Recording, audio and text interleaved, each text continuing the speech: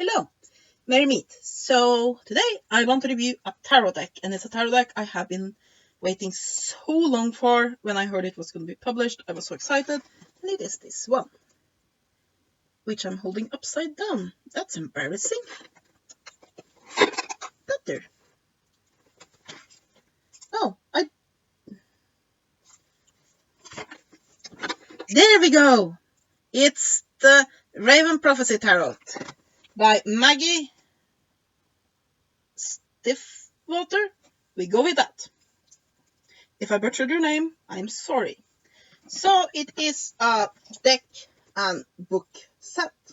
I don't know if it is also sold just as the deck, but since this is more, in my opinion, of an oracle deck, even if it is in the tarot format than your typical tarot, I do recommend getting it with the book, because this is not your typical tarot.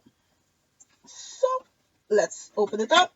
Because like all of these, they arrive like it's now the cards all over the box, because you see that there's just this little groove for them. I do recommend getting a tarot bag. I just haven't got my ass in gear to do that yet for these kinds of things, because they just lie basic. The cards just loose in here. Sorry, that's my dishwasher going off. So yeah, it comes with this somewhat sizable book. See how big it is. It's 184 pages. So let's start with the book. That is named Illuminating the Prophecy. It has an introduction. It is about the theme. That's an important chapter, because it basically discusses the theme of the tarot, basically the whole point of the tarot, which this particular tarot, then I mean, which is a bit different than your regular tarot. So yeah, how to do a reading, which is also a very good chapter. It can also be used for other decks. This specifically for this one. The spreads, and you know how I like spreads, so I'll show you those. Unfortunately, it is not the most exciting ones. We have single card reading. We have the 10 card reading. A 3 card reading also, yes. And that's it. So it's not the most exciting thing. But I'll get you through it. You have the Major Arcana and the Minor Arcana. So basically each card gets 1.5 page. You can see here. And that is both for the Major and the Minor Arcana. Yes. And you also have some information on the suite itself. So yeah. It's definitely one of those that I would say it doesn't really explain everything about the tarot. So I would recommend getting this and a book on the tarot generally. But it do a good job of talking about the specific cards in this deck. So as such, I think this is a good book. And like I said, if you can find this as just the deck, and I don't know if you can, but if you can, I would still recommend cashing out for getting the book as well, since this is a non-traditional tarot. It is very useful in understanding these cards, though this is definitely a deck that lends itself very well to intuitive readings. I will probably be using it for intuitive readings and for meditation, mostly for meditation and dream work, because it is a very ethereal-like deck. I still prefer the Crow's Magic Tarot for dream work and such, but it is a pretty good one for meditation and such. So yes, let's see if we can find these cards in here. Oh, come on. My dear little cards, please come out. And now I have cards everywhere. No, I got them all. Now, let's just get one thing off my chest immediately. I hate these orange borders. You can't really see this with this crappy camera, but look. Look, they are pumpkin orange. And it's so distracting because when I look at this, the first thing I see, oh, pumpkin orange. And don't get me wrong, I like pumpkin orange. I think that's like my 4th or 5th favorite color. I mean, my favorite is purple, then black, then red, then dark green, then basically these kind of orange, and then gray. But it is so bright, and the images on the cards are so mulled that it sort of just, it screams, and that makes it hard to meditate on them because orange, orange, orange. Oh, it's an image here too. Orange, orange, orange. Well, I guess they're good for meditating on your. So, Hera chakra.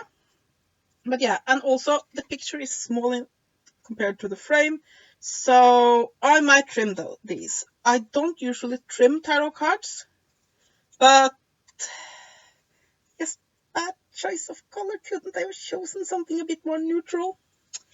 But yes, let's look on some of the cards. We have the Fool, the Magician. As you can see, the theme here is generally a bit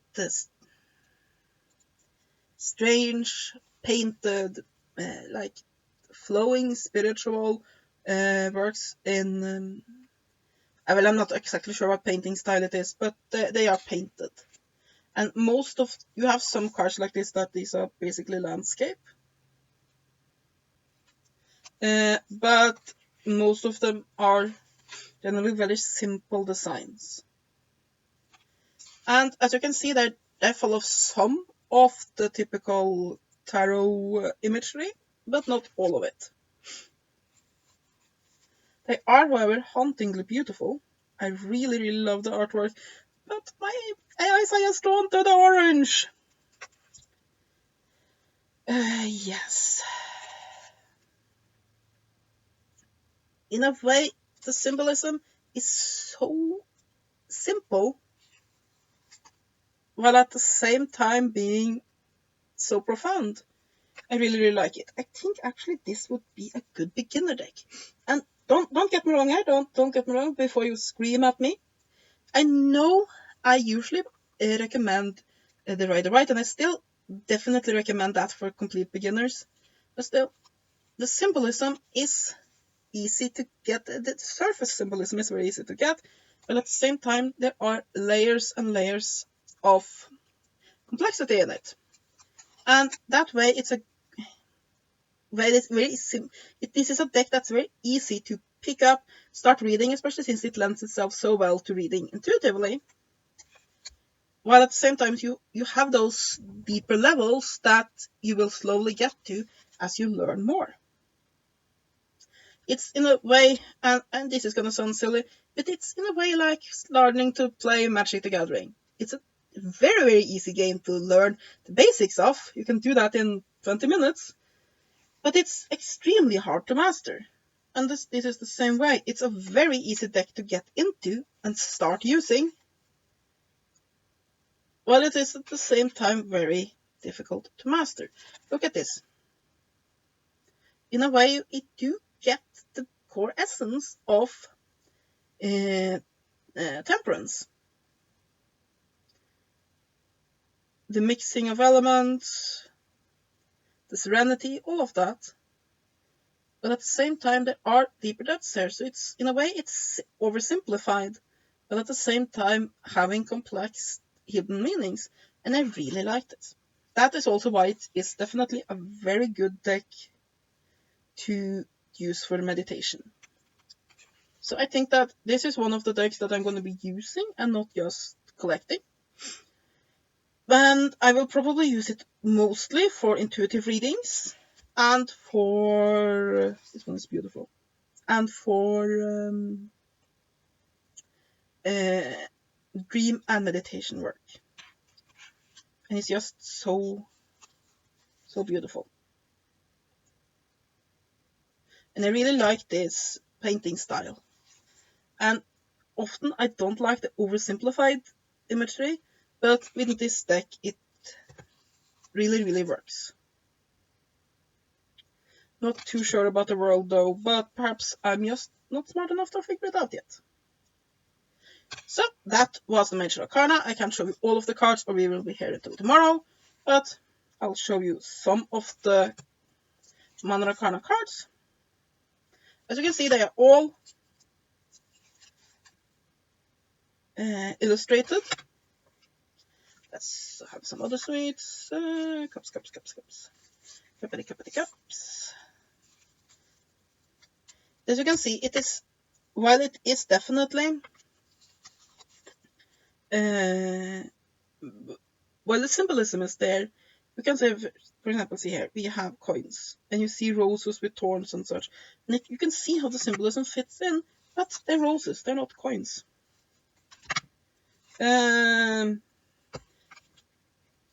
But at the same time, you get the symbolism there. This is the backs of them. I'm not a big fan of the backs. You do see the whole concept, by all means.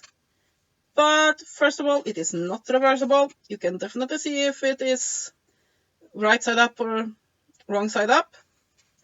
And yeah, it also makes it harder, since the design is not centered, it makes it harder to crop this orange. But yeah, the card quality is acceptable. It is not as good as I would have hoped, but it's not atrocious either. It is quite okay. The print on the cards are not as sharp as it should be, but again, acceptable. So I would say the card quality and picture quality are acceptable. The images themselves are absolutely gorgeous. I like Page of Coins. It's one of my favorite cards. Look at it, it's so cute. Let's see some others. Swords. And swords again. And yes. Swords. And some wands. Yes, then you have seen some examples from the Minor Arcana.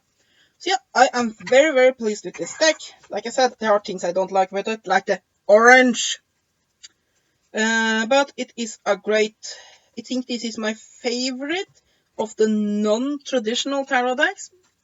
And it's not so far from tradition. Like I said, it is more towards the Oracle deck way, in that it does have the right number of cards, and you can see some of the symbolism. It's definitely not the right type deck, but it's not so far that to not be a tarot either. It's a little bit in between. But of the non-traditional decks, I definitely think this is my favorite. It's great for meditation work. It is great for intuitive readings. And I also think it would be a good beginner deck, because it has on the surface very simple symbolism, and you can start with that, and then peel deeper and deeper into the layers. So yeah, the book is pretty okay. It's not like exceptional, but it is pretty okay. So all in all, I have no other complaints about this than the orange.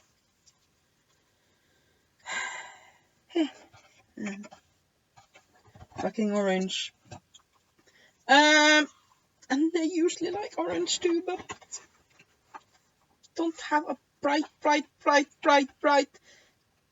border color with such very mild dark imagery, because it sort of gets in the way. I'll have to get this back together.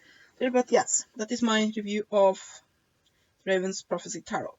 And as for dark imagery, like you saw some of the cards, I would not say this is so dark that you can't read with most clients. Some of the Minor Arcana ones, especially the swords, can get a bit graphic, but for the most part, it is not so dark that you can't do that. But it's definitely not a light and fluffy tarot either. But yeah, I recommend it. I'll give this 8 out of 10. It would have gotten a 9 if not for the orange. And I might even dock it another point and give it a 7 out of 10 because of that orange. Well, that, like I said, was my review. I hope you have enjoyed it. Have a great day and blessed be.